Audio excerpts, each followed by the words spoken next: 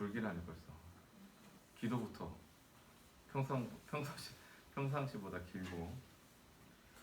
자, 오늘 말씀은 마태복음 14장 1절부터 12절입니다.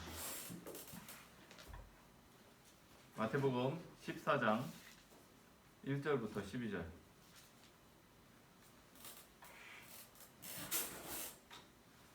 네, 우리 찾아서 교독으로 읽도록 하겠습니다. 마태복음 14장 1절부터 12절까지 말씀. 그때에 분봉왕 헤롯이 예수의 소문을 듣고 그 신하들에게 이르되 이는 침례 요한이라. 그가 죽은 자 가운데서 살아났으니 그러므로 이런 능력이 그 속에서 역사하는도다 하더라. 전에 헤롯이 그 동생 빌립의 아내 헤로디아의 일로 요한을 잡아 결박하여 옥에 가두었으니 이는 요한이 헤롯에게 말하되 당신이 그 여자를 차지한 것이 옳지 않다 하였습니다. 헤롯이 요한을 죽이려 하되 무리가 그를 선지자로 여김으로 그들을 두려워하더니 마침 헤롯의 생일이 되어 헤로디아의 딸이 연석 가운데서 춤을 추어 헤롯을 기쁘게 하니 헤롯이 맹세로 그에게 무엇이든지 달라는 대로 주겠다고 약속하거늘 그가 제 어머니의 시킴을 듣고 이르되 침례 요한의 머리를 소관에 얹어 여기서 내게 주소서 하니 왕이 근심하나 자기가 맹세한 것과 그 함께 앉은 사람들 때문에 주라 명하고 사람을 보내어 옥에서 요한의 목을 베어 그 머리를 소반에 얹어서 그 소녀에게 주니 그가 자기 어머니에게로 가져가니라. 요한의 제자들이 와서 시체를 가져다가 장사하고 가서 예수께 아뢰니라. 아멘. 네. 오늘 말씀의 제목은 사실 이게 제목 정하는 게 제일 어려운 것 같아요. 그래서 제목 얘기 안 하고 넘어가겠습니다. 자, 오늘 본문에 헤롯이 나옵니다. 본문에서 이 헤롯 왕에 대해서 분봉 왕이죠. 이 헤롯은 예수님을 죽이려고 했던 헤롯 있잖아요. 그 헤롯하고 다른 헤롯입니다. 그 헤롯은 죽었고 요 헤롯은 그 헤롯의 아들이에요. 헤롯이 다스리던 예수님을 죽이려고 했던 그 헤롯 왕이 죽고 나서 그가 다스리던 땅은 그의 아들들에 의해서 나누어져서 통치를 하게 됩니다. 그 아들 중에 한 명이 이 헤롯, 분봉왕 헤롯이라고 하는 이 사람이죠. 오늘 이 헤롯이 어떤 사람인지에 대해서 본문에 나오는 말씀만을 가지고 대충 이 사람이 어떤 사람인지 한번 제가 분석을 해봤습니다. 첫 번째는 3절과 4절을 통해서 알 수 있는 이 헤롯은 어떤 사람이냐? 자신의 죄를 지적하는 것을 듣기 싫어하는 사람으로 나오죠. 3절 그 동생 빌립의 아내 헤로디아를 이 헤롯 왕이 아내로 삼았고 그 헤롯을 책망하는 이 요한을 죽일 정도로 미워하고 있어요. 그래서 자신의 죄, 이 헤로디아를 아내로 맞아들인 것에 대해서 지적하는 이 요한을 아주 미워하는 그런 헤롯. 자기의 죄를 지적하는 것을 아주 듣기 싫어하는 사람이었을 것이다. 그 다음에 두 번째로 그는 윤리의식이 없는 사람이었습니다. 도덕적이지 못한 사람이었어요. 왜냐하면 지금 3절에 나오는 걸 보게 되면 이 자기 동생 빌립, 이복 동생이거든요. 이 빌립의 아내를 자기 아내로 맞이하잖아. 동생의 아내를 자기 아내로 맞이한단 말이에요. 그러니까 이 근친상간이라고 볼 수 있는 거예요. 그래서 굉장히 윤리의식이 부족한 사람이다. 도덕적이지 않은 사람인 것 같고, 그 다음에 4절과 9절 말씀을 보게 되면 여기에 4절과 9절? 5절과 9절이네요. 5절과 9절을 보게 되면 그는 사람을 많이 의식하는 사람인 것 같습니다. 5절 말씀에도 헤롯이 요한을 죽이려고 했지만 무리들이 이 요한을 선지자로 알기 때문에 알고 있어서 그 무리들을 두려워했다고 나오고 있어요. 그리고 9절에도 이 왕이 헤로디아의 딸 살로메라고 하는데 역사적으로 보면 이 딸이 그 소원을 빌 때에 그 소원을 듣고 자기가 상당히 이제 들어주기 불편한 것이었지만 9절에 나와 있기를 그와 함께 앉은 사람들 때문에 주라고 명했다 라고 나오죠. 그래서 사람을 굉장히 많이 의식하는 그런 모습이 나옵니다. 그리고 또한 그는 되게 즉흥적이었던 사람인 것 같아요. 7절 말씀을 보게 되면 이 살로메가 춤추는 것을 보고 너무 좋아서 즉흥적으로 약속을 해버리죠. 맹세까지 하면서. 그러니까 기분에 따라서 행동을 하고 반응을 하는 그런 사람인 것 같아요. 이것이 이제 제가 오늘 본문을 통해서 살펴본 헤롯의 모습이에요. 저는 이런 헤롯의 모습을 보면서 그가 이러한 모습을 가지게 된 원인이 무엇일까 한번 생각해 봤어요. 왜 그런 이러한 삶을 살고 있을까? 왜 그 사람에게는 이러한 인격적인 모습? 어쨌든 그 사람의 모습이잖아. 그 사람의 모습을 왜 이 헤롯은 이러한 모습을 가지게 되었을까? 라고 생각해 봤을 때 저는 그 원인이라고 해야 되나? 그 사람이 이렇게 살아가는 것은요, 살아가는 모습을 제가 한마디로 얘기하면 어떤 것 같냐면 삶의 원칙이나 기준이 없는 사람 같아요. 어떤 일을 할 때에 자기가 어떤 가치관이 있어서 또는 어떤 원칙을 가지고 그의 삶의 여러 가지 것들을 결정하는 것이 아니라 그냥 기준이 없어. 근데 기준이 없는데 그 사람의 기준이 되는 게 하나가 있는데 그게 뭐냐? 사람들이에요. 사람들이 그가 자기 삶의 어떤 결정을 하고 선택을 하는데 사람들의 시선, 사람들의 어떤 평가 이런 것들을 이 사람은 중요하게 여긴다고 저는 봤습니다. 그에게 옳고 그름의 기준이 별로 없는 것 같고 선과 악의 기준도 별로 없는 것 같은데 그에게 기준이 되는 것은 사람들이 자기를 어떻게 볼 것인가, 사람들이 나를 어떻게 평가할 것인가, 이거를 가지고 자기가 선택하고 결정하는 것에 영향을 많이 미치더라는 거예요. 사람들의 반응이나 평가에 따라서 그의 결정과 행동이 달라졌다는 거예요. 그게 헤롯이 자신의 죄를 지적하는 요한이 너무 미웠다고 했잖아요. 죽이고 싶을 만큼 미웠다고 했어요. 죽이려고 했다고 했어요. 하지만 사람들이 그를 선지자로 알고 있었기 때문에 그 백성들이 내가 이 요한을 죽임으로 인해서 백성들이 나에게 할 원망과 비판이 두려워서 죽이지 못했어요. 그런데 그의 생일날 헤로디아의 딸이 춤을 추는 것을 보고는 너무 기분이 좋아서 많은 손님들 앞에서 즉흥적으로 그녀가 원하는 것은 무엇이든지 들어주겠다고 약속을 하고 맹세까지 했습니다. 그리고 그의 잘못된 약속과 맹세 때문에 그리고 초대한 손님들 때문에 그는 요한을 죽였어요. 헤롯은 사람들이 두려워서 요한을 죽이지 못했는데 사람들의 시선 때문에 이번에는 요한을 죽인 거예요. 근데 이게 진짜 말이 안 되는 거죠. 이게 진짜 서로 모순되는 거야. 지금 그런데 결국 이 사람은 자기 앞에 지금 있는 사람, 그 사람들이 제일 중요한 거지. 그 사람들의 시선과 그 사람들의 평가가 제일 중요한 거예요. 지금 이 사람들 앞에서 약속을 했지만 만약에 요한을 죽이면 백성들은 어떻게 할 것 같아요? 자기가 이전에 걱정한 걸 따를 것 같으면 백성들은 여전히 싫어할 거란 말이지. 전혀 변하지 않았어. 그런데 그런 것들은 전혀 고려하지 않고 결국 지금 눈앞에서 나를 평가하고 나를 바라보는 그 사람들의 시선을 두려워해서 그냥 결정을 하는 거예요. 진짜 원칙도 없고 기준도 없는 거지. 근데 이런 모습은요, 자신에게 전혀 도움이 되지 않습니다. 우리가 이렇게 살아가는 거 전혀 도움이 되지 않아요.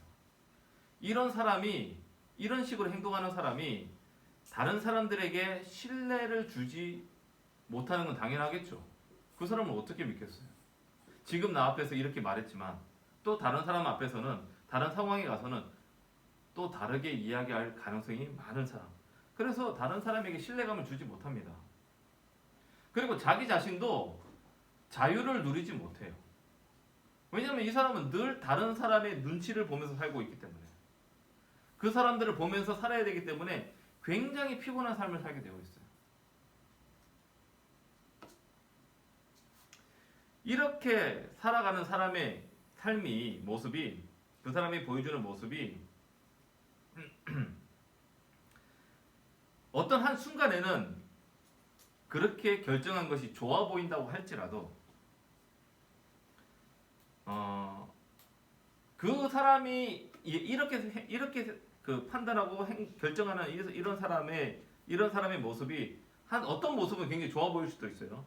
하지만 아무리 좋아 보인다 할지라도 그것은 다른 사람의 시선과 평가에 의해서 결정한 행동이고 판단한 것이기 때문에 사실 그 행동에 진정성이나 진실됨은 없어요. 도리어 우리가 내가 그러한 행동, 다른 사람들이 보기에 좋은 행동을 내가 지금 보여줬기 때문에 도리어 내가 나는 이런 행동을 하는 사람이야 라고 스스로 생각하면서 자신을 과대평가하고 자기는 잘하고 있다고 생각하게 만들 가능성이 높아요. 그래서 결국 자기의 진짜 모습을 보지 못하게 만드는 거죠. 제가 자주 하는 얘기지만 모든 문제의 해결은 내게 문제가 있다는 것을 인식함으로 시작하게 됩니다. 그런데 지금 이런 태도를 갖고 있다면 결국 자기 자신을 보지 못하게 돼요. 자, 이게 여러분 좀 무슨 말인지 좀 이해가 잘 안 될 수 있는데 제가 예를 들어 설명할게요. 저에 대한 얘기. 저는 여러분도 아는지 모르겠지만 저는 다른 사람의 시선을 굉장히 신경을 많이 쓰던 사람입니다. 다른 사람이 나를 어떻게 보느냐 이것을 굉장히 중요하게 여기던 사람이에요. 그래서 사람들의 시선 때문에 내가 하기 싫은 것도 사람들 앞에서는 할 때가 있었고 하고 싶은 것도 사람들이 어떻게 생각할까를 생각하면서 하지 않을 때가 있었어요. 그리고 그렇게 살아가는 내 모습을 내가 보고 나는 어떻게 생각했냐면 나는 착한 사람이라고 생각했어요. 왜냐하면 사람들이 싫어하는 행동을 하지 않았고 사람들이 좋아하는 행동을 하려고 했으니까. 사람들이 볼 때에도 나는 착하고 좋은 사람이라고 판단했겠죠. 근데 다른 사람만 그렇게 나를 판단하는 것이 아니라 나 역시도 내가 착하고 나는 괜찮은 사람이라고 나 역시도 나에 대해서 그렇게 판단했다고. 그리고 여러분 보세요. 다른 사람이 싫어하는 행동을 누군가가 저 사람이 내가 싫어하는 행동을 안 해. 내가 좋아하는 행동을 해. 그럼 다른 사람들이 어떻게 생각하겠어요? 저 사람을 좋게 보겠죠, 당연히. 그죠? 제가 얘기하는 게 다른 사람의 시선을 신경 쓰면서 사는 사람의 삶의 모습은 다른 사람이 봤을 때에 그리고 자기가 자기 자신을 봤을 때에도 잘 살고 있다, 나는 문제가 없다, 나는 착하다 이렇게 착각하게 만들 가능성이 많다는 말이에요. 그런데 실제로는 그렇지 않아요. 왜냐하면 다른 사람의 시선에 신경을 쓰는 사람은 다른 사람이 보지 않는 곳에서는 다른 행동을 하기 때문에 그렇습니다. 그러니까 우리가 사람들 앞에서 문제 없는 것처럼 착한 사람처럼 행동하는 것, 그것은 진짜로 내가 문제가 없거나 내가 착해서가 아니라 그냥 잠시 죄를 미루는 것뿐이에요. 잠시 문제를 미루는 것뿐이야. 그래서 사람들이 볼 때, 또 자기가 볼 때 나는 문제가 없다고 생각하고 죄가 없다고 생각하는 거죠. 그래서 여러분, 현재 내가 문제가 없다고, 현재 내가 그렇게 나쁜 짓을 하지 않는다고, 나에게는 문제가 없다, 나는 죄가 없다, 그렇게 결론을 내려서는 안 돼요. 그렇게 생각해서는 안 돼요. 우리가 이렇게 사람 앞에서 이런 행동을 하고 사람 없을 때 다른 행동을 하는 이 문제는요, 우리가 하나님을 의식하지 않고는 하나님 앞에서 살아가지 않고는 해결되지 않아요. 우리가 진짜 이 문제를 해결하려면 사람보다 하나님을 의식을 먼저 해야 되고, 그 다음에 자기의 실제 모습, 내가 어떤 모습을 갖고 있는지와 마주해야 되고요. 하나님의 존재를 늘 인식하며 살아야 합니다. 이게 무슨 말인지 아시겠죠? 지금 이해했어요? 우리가 다른 사람을 의식할 때에 다른 사람도 속이고 나도 속일 수 있다. 그러면 우리가 진짜 우리 안에 있는 문제, 숨겨져 있는 문제, 나 혼자서 은밀히 있을 때 계속해서 반복적으로 짓는 죄의 문제, 이거 해결하지 못한단 말이에요. 우리는 사람을 의식하며 살아서는 안 되고 하나님을 의식하며 살아야 돼요. 그런데 제가 이렇게 얘기를 하다 보면 우리가 사람을 의식하면서 살아야 된다고 사람들이 이야기를 많이 합니다. 여러분 그런 얘기 안 들었어요? 사람을 의식하는 것과 다른 사람을 배려하는 건 좀 다른 문제이긴 한데, 그러니까 우리가 좀 이거를 분간을 제대로 못 하는데, 사람을 의식하는 것, 우리가 다른 사람을 의식하면서 좀 살아야 된다. 그래야 우리가 조심해서 살지. 이렇게 우리가 자꾸 이야기를 하는데, 다시 얘기하지만 사람을 의식하게 되면 우리는 속습니다. 다른 사람 속이고 나를 속여요. 그래서 우리는 사람을 의식하면 안 되고, 성경은 사람을 의식하라고 하지 않아요. 하나님을 의식하면서 살아야 돼요.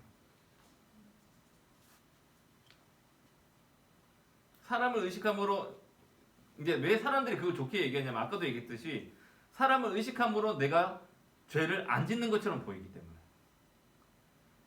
사람을 의식해서 내가 하고 싶은 얘기가 아니고 해야만 되는 얘기를 안 함으로 인해서 갈등 상황을 피하기 때문에 해야만 하는 얘기를 안 하는 거예요. 이 요한 같은 경우에는 지금 결국 선지자이잖아요. 선지자로서 죄를 지적해야 되고 옳고 그름에 대해서 분명히 선포해야 되는 사람이었어요. 요한은 자기의 그런 사명, 하나님 앞에서 자기의 위치, 그리고 이것이 분명히 잘못된 것을 알고도 알았어요. 근데 아무도 얘기하지 않습니다. 왜냐하면 그 사람 왕이니까. 왕의 잘못을 지적하면 어떤 문제가 생기는지 알기 때문에, 두렵기 때문에 하지 않죠. 굳이 갈등을 만들 필요가 없잖아. 굳이 내가 피해를 보고 하면서 그 일을 할 필요가 없잖아. 그래서 교회 안에서도 마찬가지예요. 우리가 좀 사람을 의식해야 된다. 굳이 갈등을 만들 필요는 없다. 이게 한편으로는 맞는 얘기이기도 한데 한편으로는 틀린 얘기예요. 결국 이건 무슨 얘기냐? 해야 되는 얘기, 죄를 지적하거나 잘못에 대해서 이야기하는 이 얘기, 해야만 되는 얘기인데, 이것을 함으로 나타날 수 있는 문제가 있겠죠. 시험이 들거나 감정이 상하거나 갈등이 일어나거나. 그래서 우리가 이것을 하지 않을 때, 안 하면 문제는 없지, 덮어놓고 가는 거지. 그러면 이게 문제가 없는 것이냐? 아니라는 말이지. 그러니까 우리가 사람을 의식해야 된다는 말이, 그 사람을 좀 배려해서 우리가 방식에 있어서 좀 지혜롭게 해야 되는 것은 맞겠지만, 이 부분은 사람을 의식해야 된다는 말은 다시 한번 생각해 봐야 되는 거예요. 모든 사람은 사람 앞에서 살아서는 안 되고요. 하나님 앞에서 사는 존재입니다. 나를 최종적으로 심판하실 분은 하나님이지 사람이 아니에요. 사람이 아무리 나에 대해서 너 좋은 사람이다, 너 잘하고 있다, 칭찬해주고 인정해줘봤자 하나님이 아니라고 얘기하면 아무 소용없는 거예요. 사람의 평가는 제한적입니다. 그 사람은 자기가 보는 것 가지고만 판단하고 보는 것만 가지고 판단해요. 하지만 하나님의 평가는 보이지 않는 것까지, 그리고 그분은 정확하고 실수가 없으실 만큼 정확하게 판단하시고, 그래서 그분의 판단은 항상 옳으시죠. 헤롯은 사람의 눈치를 보기 위해서 기준 없이 이래저래 살았습니다. 하지만 침례 요한은 사람 눈치 보지 않았어요. 사람은 사람 눈치를 보지 않았기 때문에 나타난 특징이 뭐냐? 담대함이죠. 용기가 있는 거예요. 절대 권력을 휘두르는 왕의 잘못을 그래서 지적할 수 있었던 거예요. 두려웠다면, 왕이 두려웠다면 못하죠. 자기가 죽을 거라는 것을 생각했다면, 그리고 죽는 것이 두려웠다면 못하죠. 그가 지금 이 헤롯에게 이 잘못을 지적했다는 것은 죽을 각오로 했다는 말이에요.